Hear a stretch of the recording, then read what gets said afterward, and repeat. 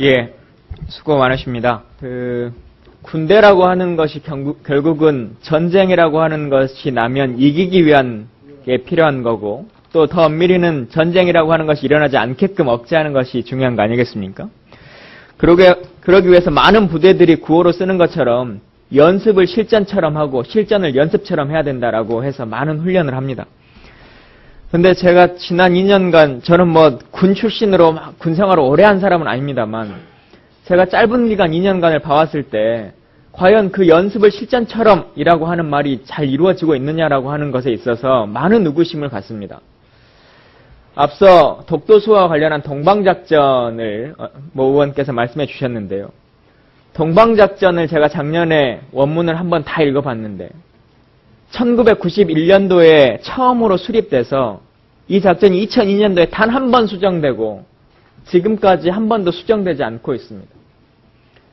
한국은 2002년도 이후 이지스함이나 피사이나 여러 가지 부대들이 늘어났고 일본도 마찬가지로 전력이 바뀌었죠.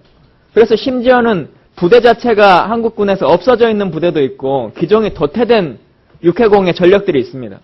근데 매년 동방작전 훈련을 해요. 한 해도 빠지지 않고 1년에 2번씩 훈련을 한답니다. 그래서 과연 뭘 근거로 대한민국은 훈련을 하고 있는 건가에 대한 의구심을 갖습니다. 더불어서 작게 5027, 이 5027은 제가 사실 다 읽어보진 못했습니다만 이것도 정말 실제 전쟁이 일어났을 때 우리가 이 매뉴얼이라고 하는 것을 믿고 전쟁을 치를 수 있는 것에 대해서 육군 참모총장 합참의장을 하셨기 때문에 아마 소신이 있으실 거라고 저는 생각합니다. 될 거라고 생각할지 모르겠지만 민간인 출신인 비전문가의 제 입장에서 보면 이러는 겁니다. 예를 들어 전쟁이 발발하면 3일 후에 현재 상황에서 한국군의 공군력은 몇 %가 유지되는지 아십니까?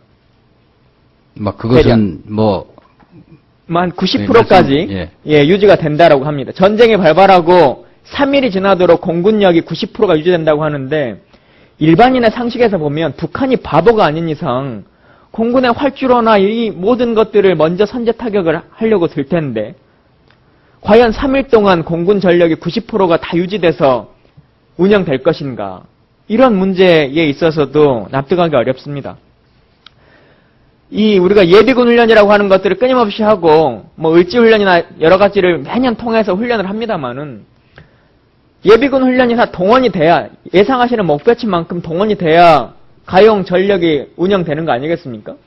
근데 대한민국 국민들이 정말 애국심을 가지고 전쟁에 참여하고 싶다라고 하더라도 예를 들어 전남 순천에 살고 있는 사람도 동원이 되면 강원도로 가죠.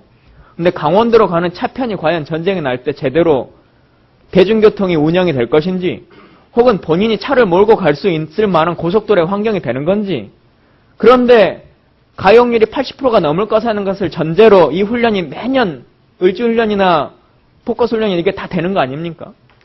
그래서 이런 부분도 정말 실전처럼 해봐야 된다. 그래야 필요한 전력이나 자원들을 뭘 사야 될지 어떤 것이 문제가 될지 중요하다라고 하는 인식을 그냥 그동안 군복을 입으셨을 때 관행을 조금 벗어나셔서 다른 측면들을 많이 좀 고려하시면 좋겠습니다.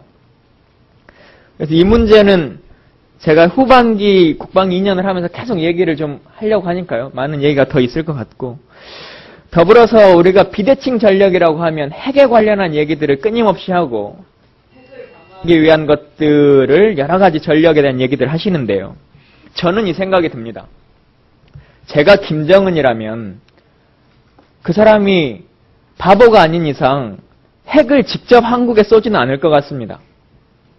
왜 외국에서 해외에서 비난을 받을 그런 일을 하겠습니까? 대한민국의 원전이 몇 개나 저희 BDA 피해가 난 것을 영상으로 확인을 못했습니다.